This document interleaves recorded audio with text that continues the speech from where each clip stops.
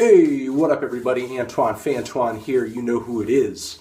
On the mend, not quite as sick today. Feeling a little bit better, at least good enough to do a couple of raw, unedited reviews on the iPhone over here. Going to be talking about a couple EPs today. This first EP I'm going to be talking about is from Flume. It is his Skin Companion EP number 2, the second of 2 EPs he has released since his big breakout commercial record, Skin. Actually, maybe not quite as breakout as his self-titled album a couple of years ago, but he did get a Grammy for it, you know? So hell yeah on that.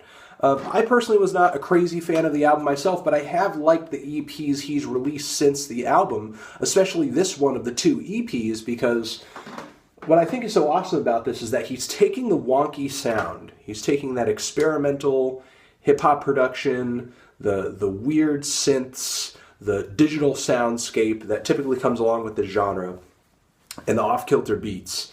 And he's doing something big and kind of glitzy and huge and epic with it, but he's not making those commercial concessions that he was on a lot of tracks on Skin that kind of sounded to me like he was just trying to get the EDM fans into what he was doing.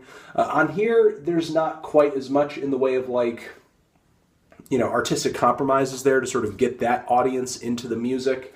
The song Fantastic with Dave from Glass Animals on it is a really eerie, dark, and textured piece of pop music with a weird wonky beat hanging in the background. In a way, it kind of reminds me of Clarence Clarity. If you don't know who that is, please check him out. His album No Now is an excellent experimental pop record, and it's just kind of weird to sort of hear that similarity, even though I presume it's unintentional. I presume it's not like a clear sort of direct sort of a point of inspiration or anything like that, but there is definitely a similarity there, especially with the sort of weird, somewhat ghoulish chorus vocal effects that are thrown onto the vocals.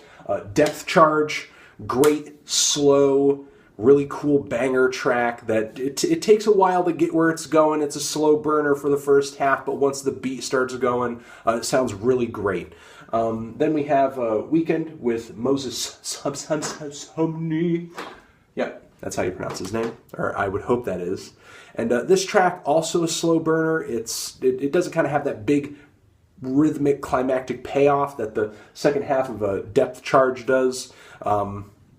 Actually, the more that I think about that track, the more fitting the title is, because the way that the beats hit on that track in the second half, it's like a sort of thing. It's actually really fucking, I don't know, sonically intriguing. It's a really good sound play in the production on that track.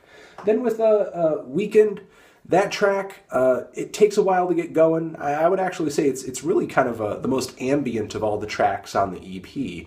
Very relaxing, very spacey, very atmospheric, pretty experimental in a way, with how the vocals sound kind of like ghostly and distant and hidden in the background as the very linear progression of the song kind of just intensifies and sort of swells the synths further and further and further as the song progresses. The only track I wasn't really crazy about was Enough with Pusha T, mostly because I thought Pusha T's vocal contributions to the track just felt really washed out. Like there wasn't much presence to his voice in the mix. I think it had a lot to do with the mixing, just the volume level of his vocals and the effects that were thrown onto his vocals that just kind of made it sound like, not like a great star, I guess shining, sort of stunning feature. It felt more like, just kind of like another instrument or another piece of digital whatever hanging in the mix. When I hear Pusha T on a track, I want to hear fucking Pusha T on a track, because I think Pusha T's great.